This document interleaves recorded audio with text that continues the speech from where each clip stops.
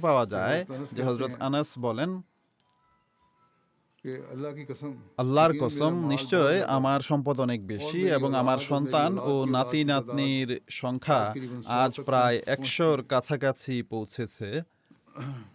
फिर आप এরপর তিনি সাল্লাল্লাহু আলাইহি ওয়াসাল্লাম উপদেশ দিতে গিয়ে বলেন, से रिवायत है হযরত জাবের হতে বর্ণিত হয়েছে, মহানবী সাল্লাল্লাহু আলাইহি ওয়াসাল্লাম বলেন যে ব্যক্তির প্রতি কোনো অনুগ্রহ করা হয়েছে অতঃপর সে তা উল্লেখ করেছে, তবে সে তার কৃতজ্ঞতা और जिसने उसको প্রকাশ করলো, আর যে তা গোপন করলো সে অকৃতজ্ঞতা প্রকাশ করলো। हजरत आयशा से হযরত रिवायत है, আয়েশা হতে বর্ণিত হয়েছে যে মহানবী সাল্লাল্লাহু আলাইহি ওয়াসাল্লাম উপহার গ্রহণ করতেন এবং তার প্রতিদানও দিতেন।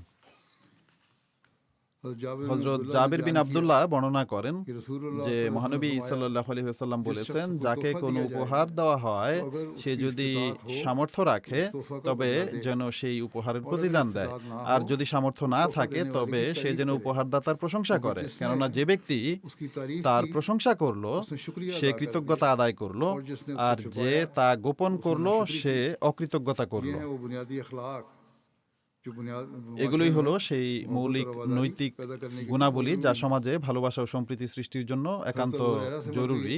হযরত আবু হুরায়রা হতে বর্ণিত হয়েছে যে এক বেদুইন মহানবী সাল্লাল্লাহু আলাইহি ওয়াসাল্লামকে একটি উষ্ট্রি উপহার স্বরূপ উপস্থাপন করলে তিনি সাল্লাল্লাহু আলাইহি ওয়াসাল্লাম তাকে এর প্রতিদানে 6টি উষ্ট্রি প্রদান করেন। হযরত আবু হুরায়রা থেকে বর্ণিত হয়েছে যে এক ব্যক্তি মহানবী সাল্লাল্লাহু আলাইহি ওয়াসাল্লামের খিদমতে উপস্থিত হয় এবং তার কাছে কিছু চায়। মহানবী সাল্লাল্লাহু আলাইহি ওয়াসাল্লাম তাকে আধা ওয়াসাক শস্য ধার করে দেন, অর্থাৎ প্রায় 80 কিলোগ্রামের মতো। फिर उदाहरण অতঃপর ঋণদানকারী ব্যক্তি যখন তা आपने उसे एक তাগাদা করতে আসে তখন তিনি সাল্লাল্লাহু আলাইহি ওয়াসাল্লাম তাকে এক ওয়াসাক প্রদান করেন এবং বলেন যে অর্ধেক তার ঋণ পরিশোধ স্বরূপ এবং অর্ধেক তার জন্য কৃতজ্ঞতা স্বরূপ উপহার। হযরত আবু হিন্দ থেকে বর্ণিত হয়েছে যে তামিম বিন অস আদ-দারি शाम से मदीना की तरफ সিরিয়া থেকে মদিনায় जैतून का तेल কিছু প্রদীপ, और बटी हुई জলপাইয়ের रस्सी তেল এবং পাকানো রশি নিয়ে আসেন। যখন তিনি মদিনায় পৌঁছেন তখন ঘটনাক্রমে সেটি ছিল জুমার রাত। हुक्म दिया তিনি তার ভৃত্যকে নির্দেশ দেন সে রশিগুলো প্রস্তুত করে মসজিদে নববীতে প্রদীপগুলো ঝুলিয়ে দেয়। বাতিগুলো মূলত প্রদীপ ছিল, बत्ती रख दी সেগুলোতে তেল ঢালে এবং সলতে বসিয়ে দেয়। আর যখন সূর্য অস্ত যায় তখন তামিম তার ভৃত্যকে নির্দেশ দেন যেন সেগুলো জ্বালিয়ে দেওয়া হয়। মহানবী সাল্লাল্লাহু আলাইহি ওয়াসাল্লাম যখন মসজিদের দিকে আগমন করেন তখন দেখেন যে মসজিদটি সেই প্রদীপগুলো দ্বারা আলোকিত হয়ে আছে। তিনি সাল্লাল্লাহু আলাইহি ওয়াসাল্লাম এটি দেখে অত্যন্ত আনন্দিত হন এবং জিজ্ঞেস করেন এটি কে করেছে। মানুষ নিবেদন করে যে হে আল্লাহ রাসূল সাল্লাল্লাহু আলাইহি ওয়াসাল্লাম, তামিম দারি করেছেন। তিনি সাল্লাল্লাহু আলাইহি ওয়াসাল্লাম তাকে দোয়া দেন এবং বলেন যে তুমি তো ইসলামকে আলোকিত করে দিয়েছো, আল্লাহ তাআলা ইহজগৎ ও আখিরাতে তোমাকে আলোকিত করুন। অতঃপর তিনি বলেন যে আমার যদি কোনো কন্যা থাকতো তবে আমি তার সাথে তোমার বিয়ে দিতাম। অর্থাৎ তার এই কাজটিকে তিনি এত বেশি প্রশংসা করেছিলেন যে তিনি মসজিদকে আলোকিত করেছেন। হযরত আয়েশা রাদিয়াল্লাহু তাআলা আনহা হতে বর্ণিত হয়েছে যে মহানবী সাল্লাল্লাহু আলাইহি ওয়াসাল্লাম রাতে নামাজে এত দীর্ঘ সময় দাঁড়িয়ে থাকতেন যে তার পা ফুলে যেত। आयशा ने कहा এটি দেখে হযরত আয়েশা বলেন যে হে আল্লাহ রাসূল সাল্লাল্লাহু আলাইহি ওয়াসাল্লাম, আপনি এমনটি কেন করেন অথচ আল্লাহ তাআলা আপনাকে আগেও পাপ থেকে সুরক্ষিত রেখেছেন এবং পরেও? आपने फरमाया क्या मुझे তিনি সাল্লাল্লাহু আলাইহি ওয়াসাল্লাম বলেন যে আমি কি পছন্দ করব না যে আমি একজন কৃতজ্ঞ বান্দা হব? जब आपका जिस्म যখন তার শরীর ভারী হয়ে যায়, এখানে লেখা আছে হতে পারে যখন দাঁড়িয়ে থাকতে तो आप बैठकर পায়ে কোনো কষ্ট হতো। তো যাই হোক, তিনি সাল্লাল্লাহু আলাইহি ওয়াসাল্লাম তখন বসে নামাজ পড়তেন, কিন্তু বসে নামাজ পড়ার সময় কিয়াম অর্থাৎ বসে সূরা ফাতিহা এবং অন্যান্য সূরা তো বসেই পড়ে নিতেন, কিন্তু যখন রুকু করতে চাইতেন তখন দাঁড়িয়ে যেতেন और এবং फिर रुकू करते তারপর রুকু করতেন।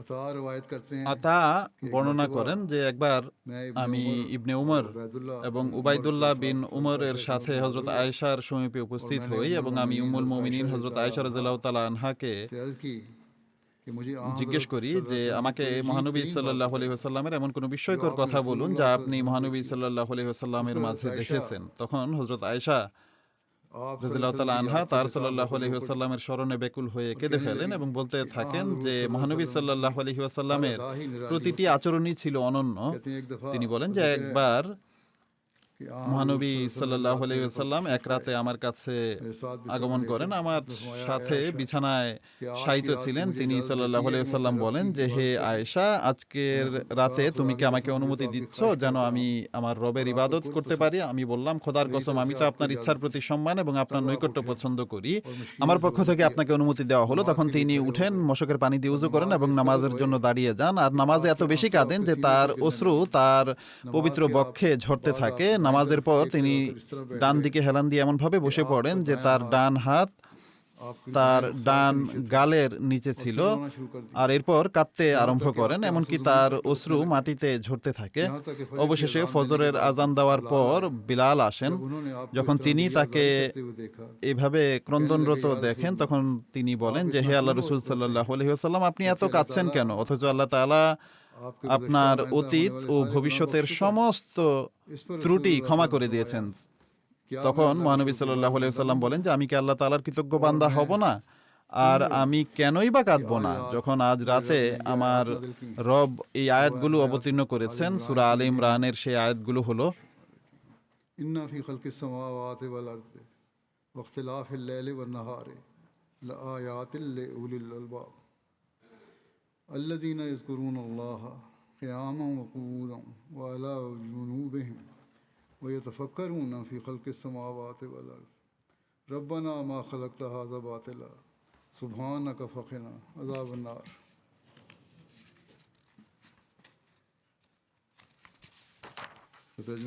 এর অনুবাদ হলো, নিশ্চয় আকাশমণ্ডল ও পৃথিবীর সৃষ্টিতে এবং রাত ও দিনের পরিবর্তনে বুদ্ধিমানদের জন্য বহু নিদর্শন রয়েছে। সেসব লোক যারা দাঁড়িয়ে, বসে এবং নিজ পার্শ্বে ভর দিয়ে অর্থাৎ শুয়ে আল্লাহ তাআলাকে স্মরণ করে এবং আকাশমণ্ডল ও পৃথিবীর সৃষ্টি সম্পর্কে গভীরভাবে চিন্তা ভাবনা করতে থাকে আর স্বতঃস্ফূর্তভাবে বলে ওঠে, হে আমাদের রব, তুমি এটি কখনো উদ্দেশ্যহীনভাবে সৃষ্টি করনি, তুমি পবিত্র, সুতরাং তুমি আমাদেরকে আগুনের আযাব থেকে রক্ষা করো। এরপর মহানবী সাল্লাল্লাহু আলাইহি ওয়াসাল্লাম বলেন এই আয়াতগুলো পড়ার পর যে সেই ব্যক্তির জন্য ধ্বংস যে এই আয়াতগুলো পাঠ করে অথচ এগুলোর বিষয়ে চিন্তা ভাবনা করে না।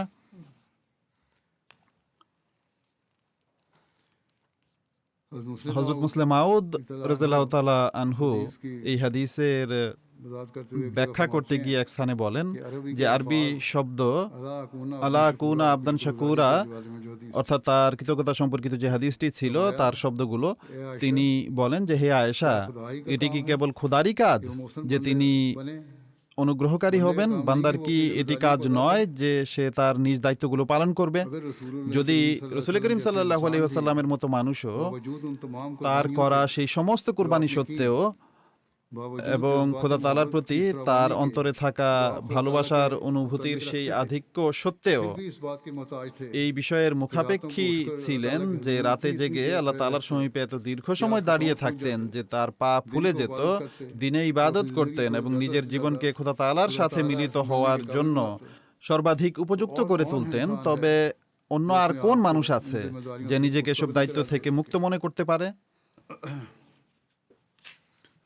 হযরত মসিহে মাউদ আলাইহিস সালামও এই বিষয়ে বলেন যে মহানবী সাল্লাল্লাহু আলাইহি ওয়াসাল্লাম নামাজে এত বেশি কাঁদতেন এবং দীর্ঘ সময় দাঁড়িয়ে থাকতেন যে তার পায়ে পানি নেমে আসতো বা ফুলে যেত। সাহাবীগণ নিবেদন করেন যে খোদা তাআলা তো আপনার সমস্ত ত্রুটি ক্ষমা করে দিয়েছেন, তবুও এত কষ্ট করার এবং কাদার কারণ কি?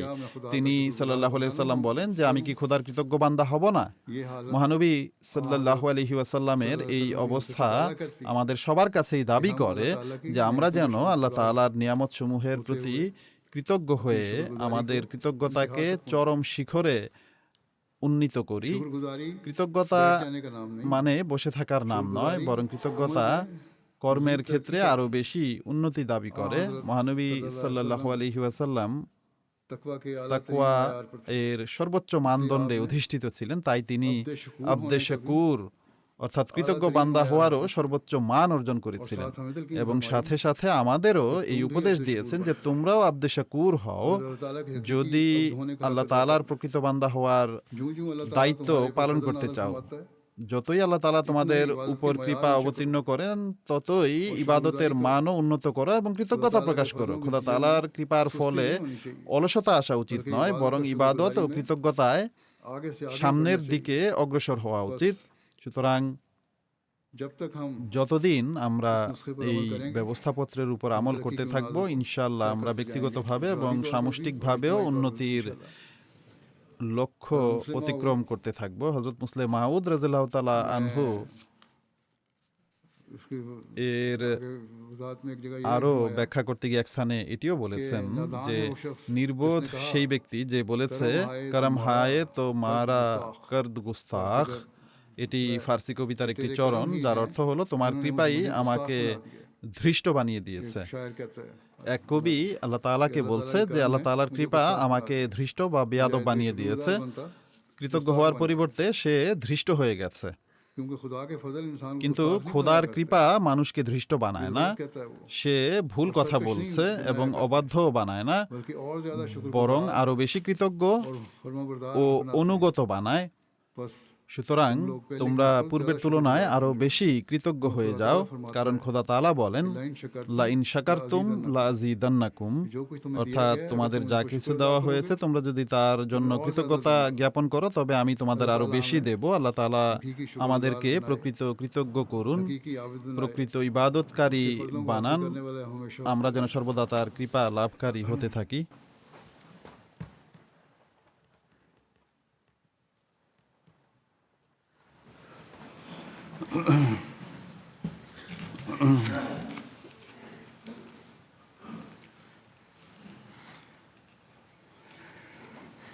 الحمد لله نحمده ونستعينه ونستغفره ونؤمن به ونتوكل عليه ونعوذ بالله من شرور أنفسنا ومن سيئات أعمالنا من يهده الله فلا مضل له ومن يضلله فلا هادي له ونشهد أن لا إله إلا الله ونشهد أن محمدا عبده ورسوله عباد الله رحمكم الله إن الله يأمر بالعدل والإحسان وإيتاء ذي القربى وينهى عن الفحشاء والمنكر والبغي يعظكم لعلكم تذكرون اذكروا الله يذكركم وادعوه يستجب لكم ولذكر الله أكبر